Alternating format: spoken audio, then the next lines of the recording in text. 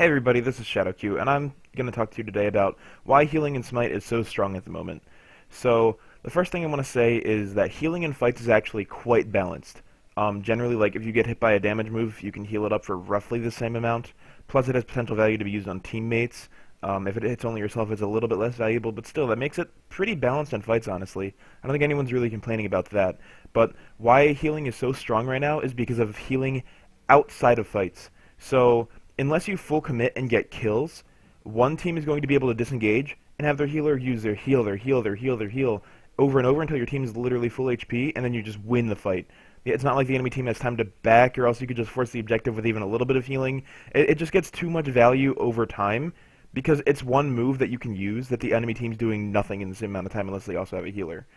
Um, this is also becoming very prevalent now because Weakening Curse has been nerfed to 65% instead of 100, so it's much harder to full commit. So the weakness before of them being able to be committed on a little bit easier because you can mitigate one of their moves with just one active is kind of gone by a little bit. Not completely, but it's definitely helping healers become more prevalent in the meta. Additionally, like, it's not like they're getting weaker kits because they have healing instead of like another move. The people that have heals just have like normal value kits. They're not really losing anything for having a heal instead. So, how do you fix the problem of people being able to just sustain up after a non-commit, full commit fight? Well, one way of doing it is to revert the nerf to weakening curse, which would let you full commit. But I don't know if that necessarily fixes the entire issue. Plus, it makes it really annoying for casuals. So I think there are a few more elegant solutions. One way to do it is use mana as a limiting factor. This is done by a lot of other games, like WoW limited healers by mana in PvE and kind of PvE, or sorry, PvP. But this is actually a decent solution for Smite. Right now, nobody's really limited too much by mana because you can kind of just build into it and not really have to worry about it. But regardless, it's not too mana limiting, even if you don't build anything with it. So even over time, as a healer like hell, you do have mana problems, but not enough for this to not be a problem anymore.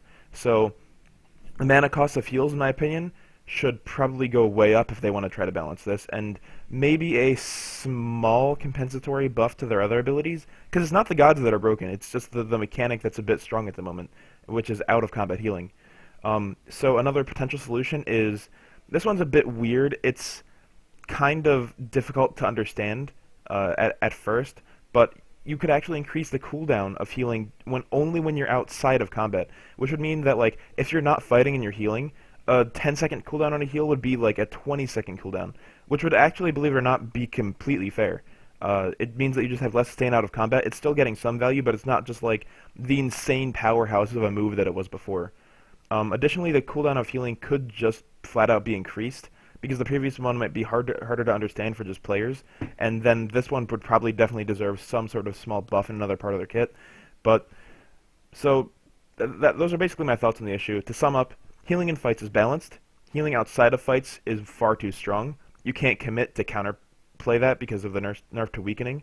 So potential fixes are unnerfing weakening, use mana as a limiting factor, increase the cooldown of healing outside of combat, or just flat out increase the healing, or in the cooldown of healing. So thanks everybody for watching. Really appreciate it. This is ShadowQ, and have a nice day.